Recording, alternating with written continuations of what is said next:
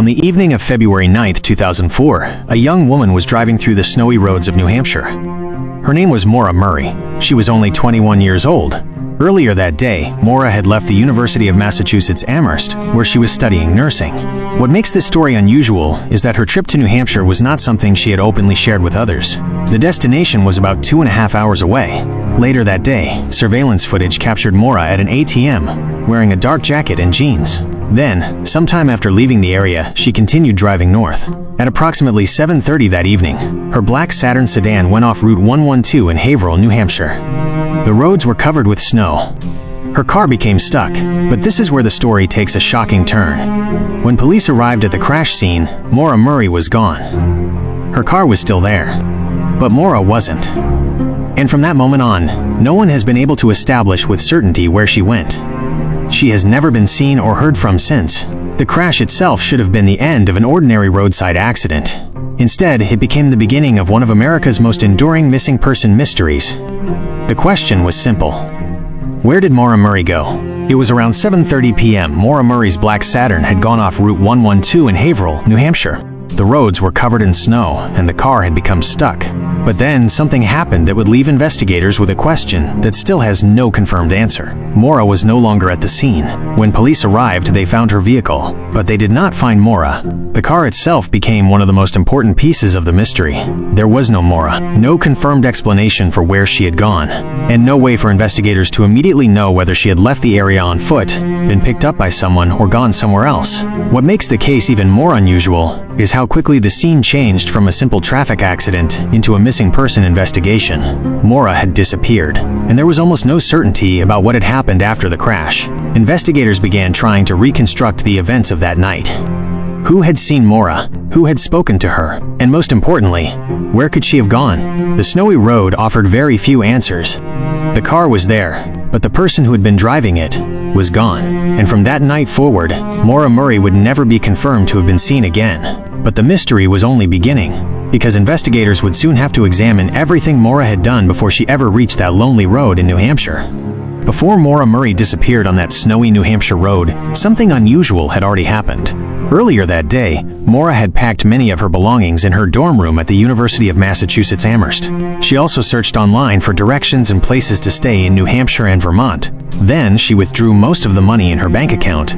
She also emailed her work supervisor and a professor, saying that she would be away for about a week because of a death in the family. But investigators later learned that there had been no death in her family. That afternoon, Maura left the university area and began driving north. At around 3:40 p.m., she withdrew $280 from an ATM. Surveillance footage showed her alone. She then purchased alcohol at a nearby store. Later, she continued her journey toward New Hampshire. Her last recorded cell phone activity occurred at approximately 4:37 p.m. when she checked her voicemail. Then the trail became much harder to follow. Several hours later, around 7:30 p.m., her Saturn crashed on Route 112. A passing motorist stopped and spoke with a woman believed to be Maura. She appeared to be uninjured.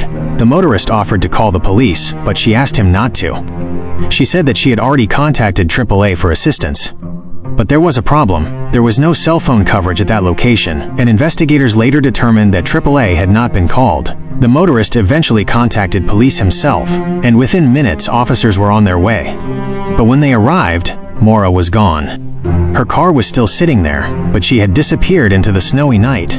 And now investigators faced an even bigger question. Why would someone leave a crashed car behind, and where could she have gone so quickly? The police arrived only minutes after the crash. Maura Murray was gone. Her Saturn was still at the scene, but there was no sign of her. According to the New Hampshire State Police investigation, officers arrived approximately 8 to 10 minutes after the accident and found the vehicle locked with no one around. The search began almost immediately. Officers and local responders checked the surrounding roads and nearby areas, trying to determine where Maura might have gone. But the snowy landscape offered very few answers. There was no confirmed location where Maura had gone after leaving the crash scene. And there was another frustrating problem. The time between the last reported sighting of Maura and the arrival of police was extremely short. That meant there was only a small window in which she could have left the area. Investigators began reconstructing everything they could about that night. Her movements before the crash, the people who had seen her, the condition of her car, and every possible route she could have taken from the accident scene. Over the years, investigators conducted searches in the surrounding region. In 2019, law enforcement searched a property in northern New Hampshire in connection with the case, but the search produced no new evidence. Then, in 2022, New Hampshire State Police and Fish and Game officials conducted another extensive ground search in the Landaff and Easton area. Officials said that search was part of the ongoing investigation and was not prompted by new information. But despite years of searches and investigation, one crucial question remained unanswered. Where was Maura? And what happened to her after she left that roadside?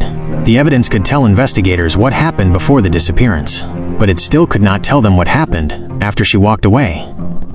And that is what makes the final part of this mystery so difficult. More than 2 decades have passed since Maura Murray disappeared, but the central question remains exactly the same. Where did she go? Her car was found on that snowy New Hampshire road, but Maura was not there when police arrived.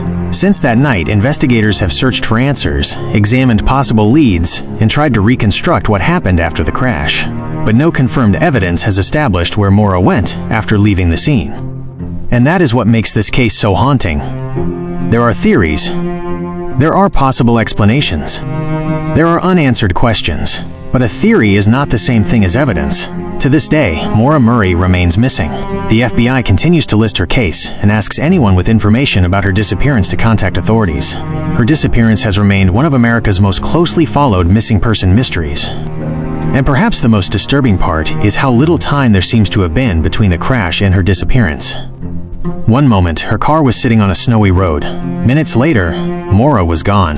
No confirmed destination, no confirmed explanation, and no confirmed answer. 22 years later, the mystery remains open. What happened to Maura Murray? Did she leave the area on her own? Did someone pick her up? Or did something happen after she left that roadside? We still don't know. And until investigators find the evidence that can answer those questions, Maura Murray's story remains unfinished. One snowy night, one abandoned car, one missing woman, and a mystery that has lasted for more than 2 decades.